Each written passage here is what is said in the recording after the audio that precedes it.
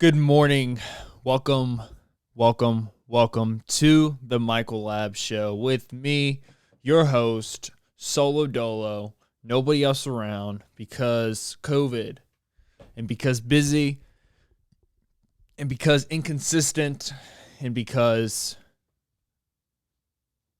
yeah, that's why. Because I'm a wimp and I haven't been able to get a place yet. But we're not going to talk about that. We're going to talk about everything. First thing I want to go ahead and get out of the way real quick is I am slowly finishing up school right now. We are coming down to the last 2 weeks. Now, this is a crucial time for me. The reason why I'm taking one of my classes this semester is because last semester I decided to just assume I knew when my final was, which messed me up. I missed a final, therefore failed a class. I didn't just miss the final. I missed the final, and then I emailed the professor saying, is there any way I can take the final after I missed the final? He emailed me back like an amazing professor that he is and said, yeah, you can retake the final if you do it on this day, and I'll give you 50%. Your max grade is going to be 50%. And I was like, I just didn't look. I was pissy. I was angry at myself. So I never looked at it. So I ended up not taking that, not following up with that, and I ended up just failing because I'm a child and no responsibility. So that's that. But we have 2 weeks left of school. I can't believe I'm going to be graduating in 6-7 months. If you honestly would have asked me a year ago about graduating college, I would have been like, what are you talking about? Like, I honestly would have looked at you and been like, what are you talking about? I'm not going to graduate college. I didn't even know what degree to get. I didn't even know how to get a degree. I knew nothing. Like, I knew nothing about school. It just does not line up with me. I am the most, I don't know, non-school capable person out there. I'm fully capable of school. I do well. I'm smart. I can get all the grades. I can do all the things. I can navigate my way through the world of academics, but like I just suck at the academics part, like setting up school, man. It's cool. I'm proud. I'm very happy for myself. I'm very proud of myself that I'm going to be finishing up school. And it's nice because, like this past year it's been life-changing. Honestly, it's been life-changing. And I know it hasn't been like that for a lot of people. And I know a lot of people have been struggling a lot with COVID. But for me, it's been incredible. I've been able to start building real money, like through the act of investing, through the act of saving, through the act of getting paid more, whether that be from the government because unemployment, or whether that be from stimulus checks, whether that be just work and putting in, 90 hours, 45-hour weeks while going to school full time. Like, it's been a life-changing year. And I think if it was for COVID, I would still kind of be confused, not heading in the right direction. Heading in the right direction, but taking an extra decade to get there. And in a lot of ways, COVID is the greatest thing that has ever happened to me. And I know that's not the same for everybody else. And I know a lot of people have lost loved ones, and I know a lot of people have, health issues from it. But for me personally, it's been life-changing, and in a weird way, I'm grateful for it. And I know I'm not saying that out of ignorance towards the troubles it's caused a lot of people, but just for me personally, like it's been a blessing in disguise. It honestly has. Like, I've been able to do like the most simple things, like save my credit report, like my credit score. I never even pulled a credit score until this year. And then once I pulled a credit score, I was like, oh, my credit score is okay, but now my credit score is incredible. Like, it's really good. I've been able to put away money and have a real investment portfolio, one that is going to make me money for a long time. I've been able to build my savings up, like a real emergency fund. I've been able to get over a lot of insecurities that I have. I've been able to have beautiful conversations with beautiful people around me, my family, my girlfriend, friends. I've been able to bond a lot closer with a lot of people. I've been able to have honest conversations about me. What do I want out of this life, and how am I going to get there? It's been a great year, and it's, you say that and you kind of, you stutter a little bit because you don't want to make other people feel like they're not doing well. But I think there's a lot of people who are like me, and I think there's a lot of people who are doing well. And I just want to tell everybody out there, it's okay, to feel like you don't have to feel guilty because you felt like this year's been good for you. It's okay to celebrate. It really is. It's okay to celebrate. And I know in the world that we live in right now, there's a lot of turmoil, and there's a lot of you should feel guilty if you're doing well. And like, screw that, man. Like, feel happy. Celebrate your wins. And don't let anybody else's negativity integrate with your life. Like, you don't need that in your life. You just don't need that. Like, that's for the birds, man. You do you. Keep doing you. And things will start coming into fruition for you. Be honest with yourself. Be honest with the people around you. Be honest with the people closest to you. I know people who are still regularly in relationships and ruining them and cheating in them and just shooting themselves in the foot. And I'm no judgment here, but a little bit of judgment here. Like, you can't be doing that. It's gonna eventually catch up to you, and you got to be honest with yourself. What do you want? If you're in a relationship, what do you want out of the relationship? If you're at a job, what do you want out of the job? If you're putting away money, why are you putting away money? Like, have a why for everything that you do. Don't waste another day not having a why. Like, that could be dangerous. It's really important to understand your actions and to be able to explain your actions for everything that you do. But that's coming from a man who's wearing a shirt that says "I don't know" and a bandana with donuts on him and socks with bowling balls and bowling pins. So, don't listen to me. What am I talking about?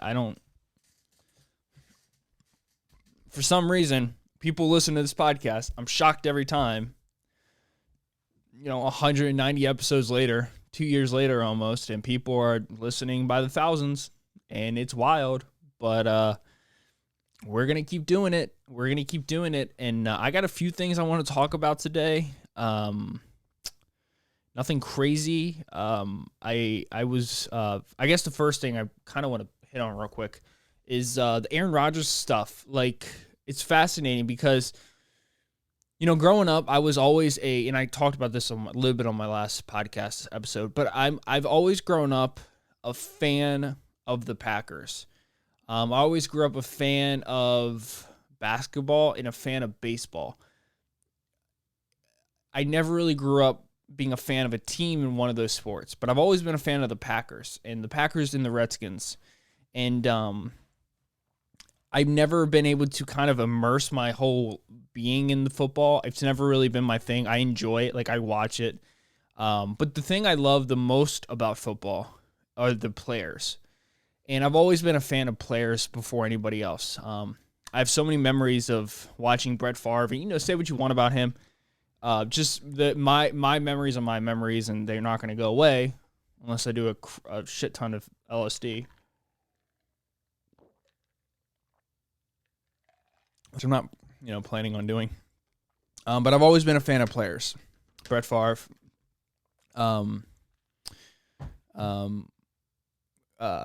Kabir Bajia-Biamia, Cledius Hunt. There's a guy named Cledius Hunt who, let me look up his name. Make sure I'm getting it right. Cledius Hunt. Maybe I could just look up Cledius Hunt. Hunt, Packers. Green Bay Packers. There he is. Yeah, there's this guy who played with the Packers. He's 45 years old. He's a former defensive tackle in the National Football League and Arena Football League. I'm trying to see when he played. He's my favorite player. Donald Driver too, another guy that I loved. Stats right up here. 6 years as a pro he was. His career. They don't show me anything. There we go. Yeah, so 2004, 99 to 2004. So I was 8 years old in his last season. So I went up to a Packers experience, I think probably 2001 to 2003. Probably 2003, because I would have been 7 years old. And I remember the Packers experience is pretty much just when you go up there and the stadium's open to the public, the players open to the public, and you can just meet the players. And it's really nice because all the cool players are there. Brett Favre, Ahmad Green,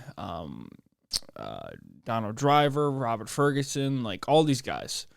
And I met Cletus Hunt. And when I met him, he took off his glove, like his offensive lineman glove, and he gave it to me. And I thought that was that was the coolest thing that literally ever happened to me. Like as a child, meeting a football player, you're like mind blown. Like I remember going to baseball games and getting autographs, or going to the Bay Sox and getting autographs. It's crazy, man. It's crazy when you're young, the world is just so it's so innocent. You're so innocent. Everything's so exciting to you.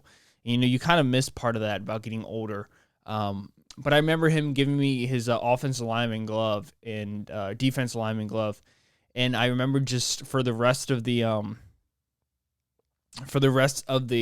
day, for the rest of my life, I don't know where it is now. It's got to be somewhere around the house.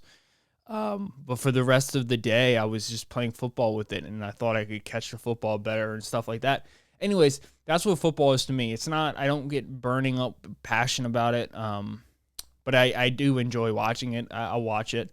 But like the whole Aaron Rodgers thing with him not wanting to play for the Packers, like I don't blame him at all. Like I know a lot, like it's kind of funny. People know I'm a Packers fan, and they've like been asking me my opinion on it. And like here's my honest opinion. Like good for him. Honestly, like good for Aaron Rodgers. I think when you're Aaron Rodgers and you're one of the best quarterbacks of all time, and you know that, and everybody else knows that around you, you figure, you would hope that the team builds around you. But if the team doesn't build around you, you're like, what am I doing? Like it's a waste of my time. And you see teams like Tampa Bay Buccaneers that they get Tom Brady, and what do they do when they get Tom Brady? They get a stacked defense, they get a stacked offense, they get the best players in the league, and then they have Tom Brady. The Packers don't do that. Like they just don't do that. They have a mediocre offense. I think they've only picked one offensive player in the past 9 drafts in the first round, and it was Jordan Love, the quarterback. No shade thrown at Jordan Love. Like I bet the guy's cool as hell. But like if you're Aaron Rodgers and you know that you're a Hall of Famer and you know you're one of the best players of all time, and then like they pick a quarterback.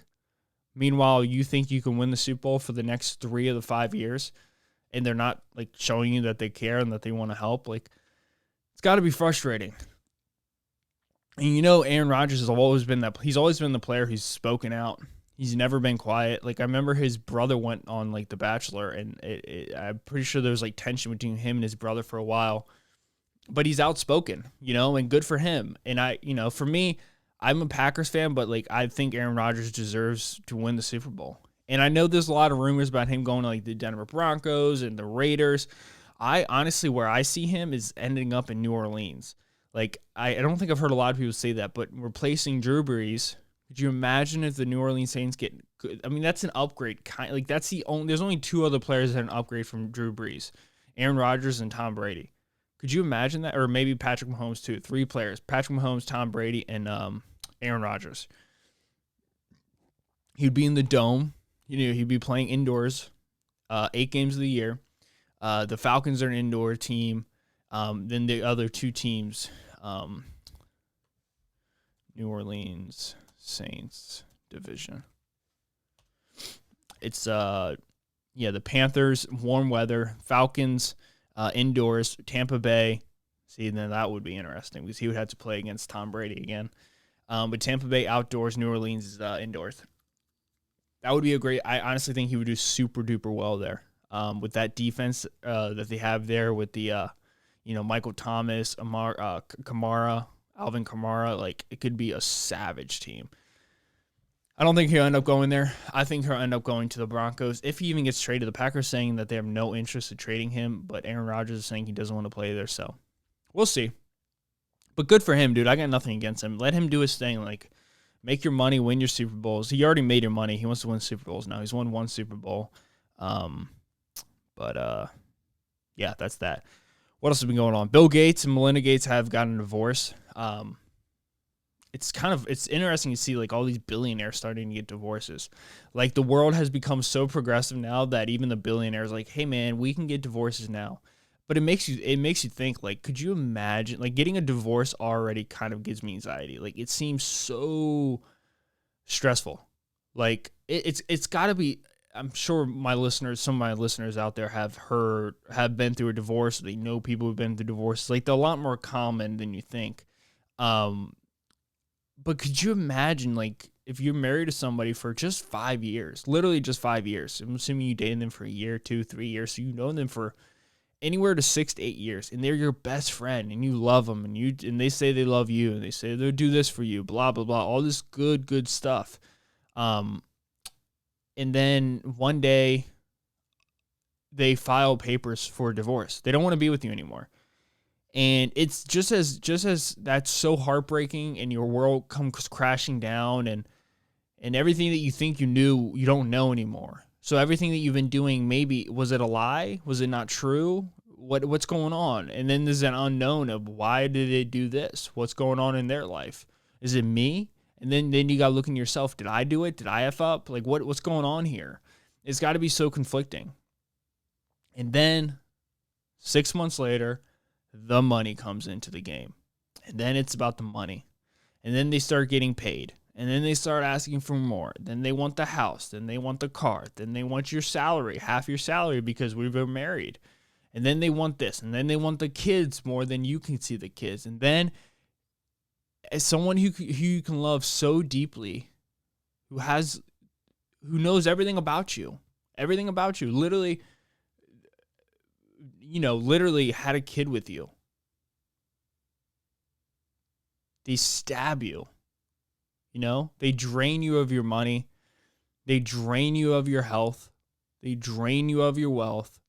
They literally drain you of everything that you once thought they loved you. Like, you never thought this possible. It's crazy, dude. Divorces seem so, my parents are married, loving relationship.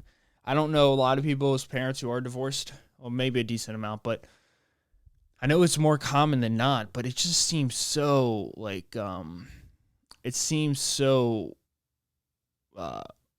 heartbreaking, so emotionally draining. And I couldn't imagine being a kid to see that, because as a child, all you know is mom,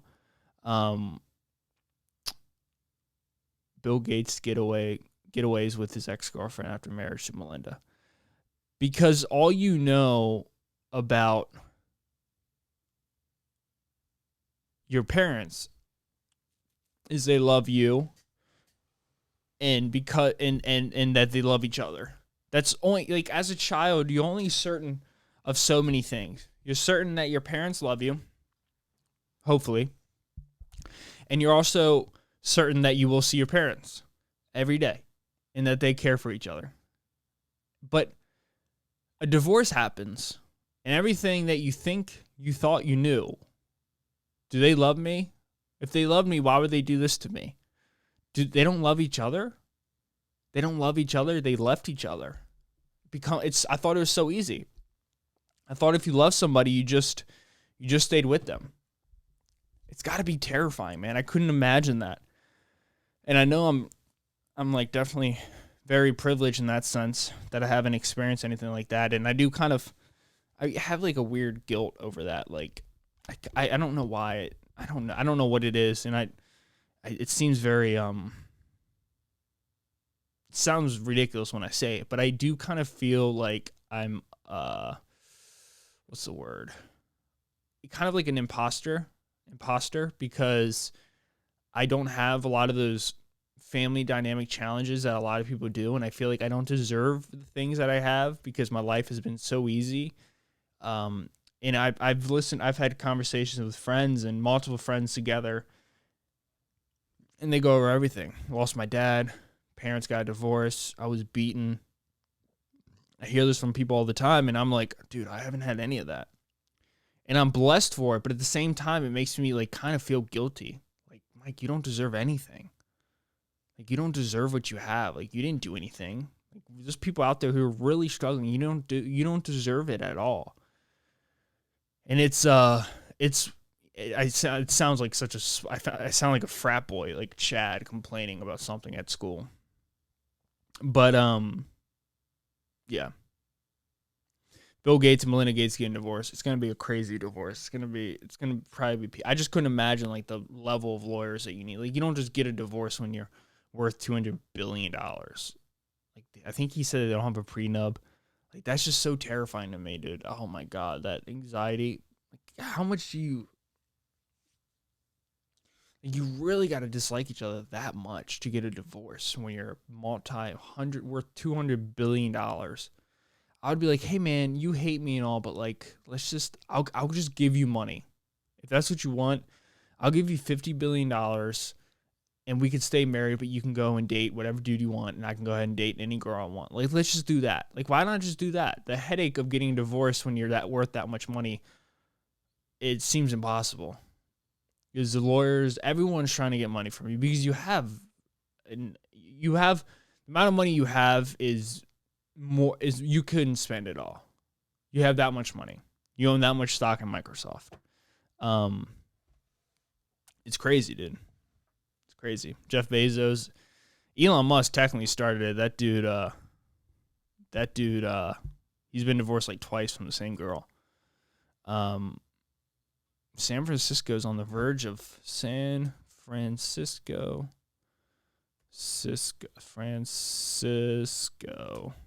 COVID.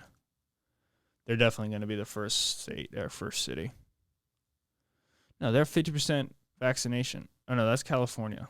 No, I need San Francisco, brother. Jesus Christ, man. I need San Francisco. Why don't they... I don't care about California. I want San Francisco. Because if that was the case, then Maryland is killing it, dude. Maryland's 49.5% vaccinated. We kind of stalled out these past 3 days. People are like not getting the vaccine nearly as much. It's kind of funny. Governor Hogan is now paying people to get the vaccine. If you're a state employee, not everybody, but if you're a state employee, you can get the vaccine for you get paid $100, which is, I wish they prorated that. I want the vaccine. I wish I got paid for the vaccine. I don't get paid for that. I just had to be sick all night, not throwing up, but I was definitely sick. I think it messed me up, man. I'm not gonna lie. Like that there was a moment there where I had the vaccine. I was like, ugh, I regret getting the vaccine. It got me good, man. I don't know everyone else's experience, but Moderna, it lit me up. Like, I want to say it didn't light me up, but dude, it did some damage to me. It really did. I felt it, man. And I can't be the only one out there. I guess I'm just being the honest one. It got me good, dude. I felt sick as hell.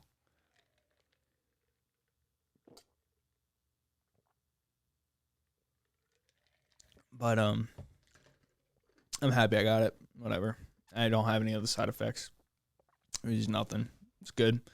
You know, hopefully I had a wild dream last night. I've been hearing rumors going around about northeastern states, a majority of them considering to open up mid-May. I don't know where I heard that, but I don't know where I heard that, and I probably shouldn't be saying it if I don't know where I heard it, but I'm going to go ahead and say it because, irresponsible I am. But I heard one of my friends was telling me that they were driving, and they overheard on Bloomberg. They'll listen to Bloomberg, and Bloomberg was saying that mid-May, a bunch of northeastern states are going to go ahead and start opening up. And I'm super excited about that. It might be too early. I'm thinking by June 1st, they're going to come down with a lot of new laws. I know even California said they're planning to reopen by June 1st, But I definitely know New York City saying they're going to be fully open by July 1st. I assume that means no mask, but it probably means mask. But I would assume because reopening fully means no mask. But who the hell knows? New study comes out that if you work out regularly, it helps with COVID. Shocker. We're talking about this 6 months ago because why do that? Damn, what was I talking about? I don't know what I was talking about. Oh yeah, so I had a dream about about the world reopening again and being normal again. And I woke up very disappointed because it was really nice. You could just walk around anywhere without a mask on. Nobody was like assuming that you were this because you did that, or assuming that you're this because you didn't do that. Like, there was no judgment. No one was freaking out about not cleaning this or not doing that, or you're wearing a mask outside, you damn Democrat, you stupid Democrat. Like, oh, you're not wearing a mask outside. You must be a Trumpy, which means you must be racist, which must mean you must be a Republican. And it's like, yo, that's some serious logic. Like, you're skipping through a lot of processes of logic there, buddy. But it was a cool dream, man. I woke up and I was kind of sad. I was like, damn, it's not true. It's not true. But I could feel it in the air. I could feel it coming in the air tonight. Hold on. I feel like it's coming. I feel like he's coming.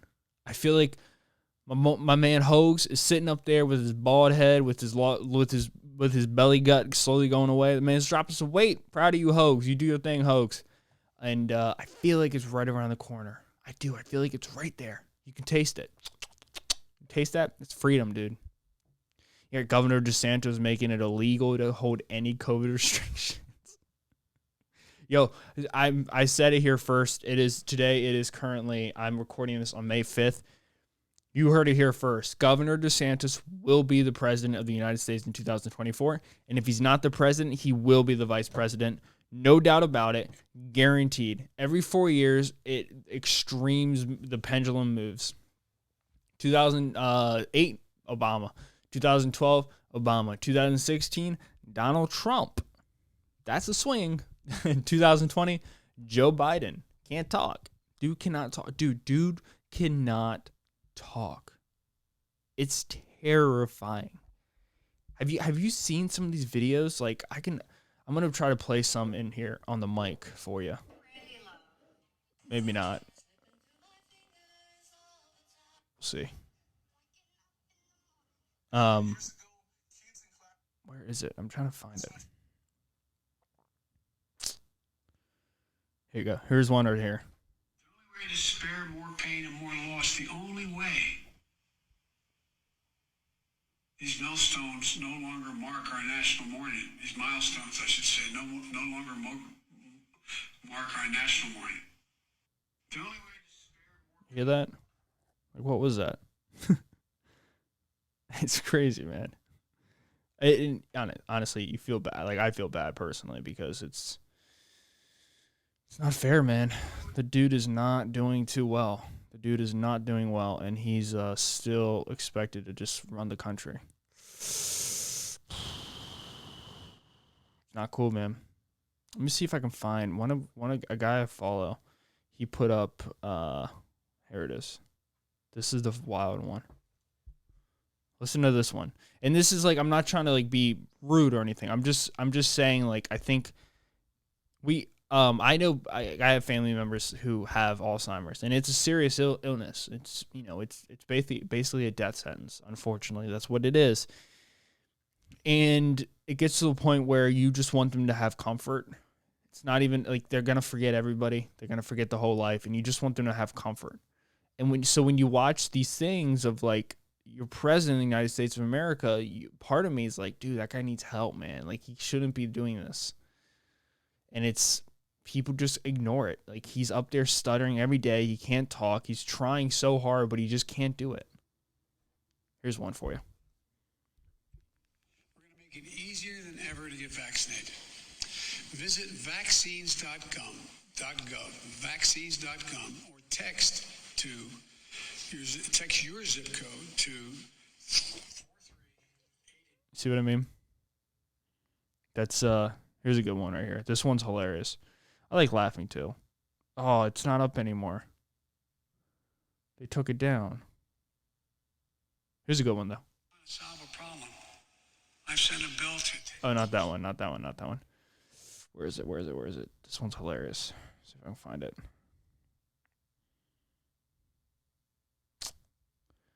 This is the last thing I showed. Then I'm going to go ahead and let you guys go. Never mind. I'm not going to show it. We're just going to go ahead and end the podcast there. Shorter podcast today, but it's Wednesday. And Wednesday is the day I do a lot of schoolwork. So thank you guys so much for listening. I'll catch you guys in episode 191 of the Michael Live Show. Peace out. See ya. Have a beautiful, beautiful day.